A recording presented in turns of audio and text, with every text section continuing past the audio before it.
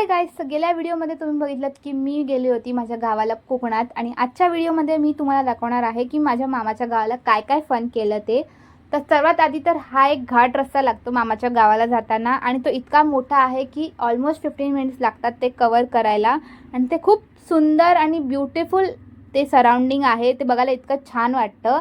आणि आम्ही पोचलो आमच्या मामाच्या गावाला, आणि मी आता तुम्हाला दाखवते माझ्या मामाचं घर. ते इतकं ट्रेडिशनल जांभा दगडांचं घर आहे. आणि मी आता तुम्हाला भेटवणार आहे माझ्या 2 क्यूटीजला. त्या आहेत माझ्या आजीस. सो ही आहे माझी आजी, म्हणजे माझी नानी. आणि मी जेव्हा पण गावी जाते तेव्हा ती मला खूप सारा खाऊ बनवून देते. आणि ही आहे माझी दुसरी आजी, ती पण मला मस्त टेस्टी टेस्टी चमचमीत जेवण बनवून देते. स्पेशली तिने बनवलेलं चुलीवरचं चिकन इज सो यमी.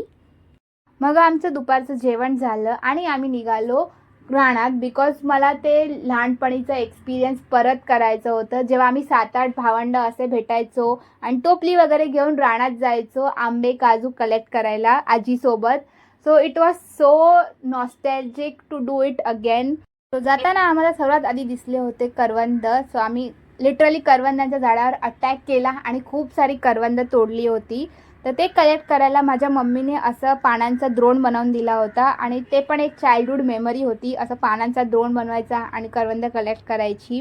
मग आम्ही पुढे जाता जाता आम्हाला दिसलं आंब्याचं झाड, तर तिथे आम्ही आंबे तोडले. आणि ही बघा माझी मम्मी, तुम्हाला तिने तोडलेला आंबा दाखवते आणि जे आम्ही करवंद कलेक्ट केले होते ते.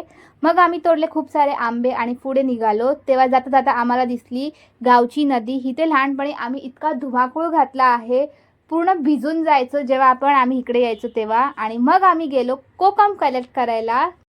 मला पर्सनली कोकम खूप आवडतो. त्याची टेस्टचं जे कॉम्बिनेशन आहे आंबट गोड, आणि त्याचा कलरसुद्धा इतका भारी आहे, वाईन कलर. सो आम्ही कोकम कलेक्ट केले, आणि मला कोकमपासून बनणारा कोकमाचं सरबत आणि कोकमाची कढी खूप आवडते. तुम्ही कधी ट्राय केले की मला नक्कीच सांगा. आणि हे बघा आम्ही किती सारे कोकम कलेक्ट केले होते, मला इतके आवडतात कोकम. सो अशी असायची आमची 2 महिन्यांची समर वेकेशन्सची ट्रिप. खूप आम्ही मज्जा करायचो. तुम्हाला आजचा व्हिडिओ कसा वाटला मला कॉमेंट्समध्ये नक्कीच सांगा, आणि तुम्ही समर वेकेशनमध्ये काय काय केलं ते सुद्धा सांगा. So that is all for today. Bye bye.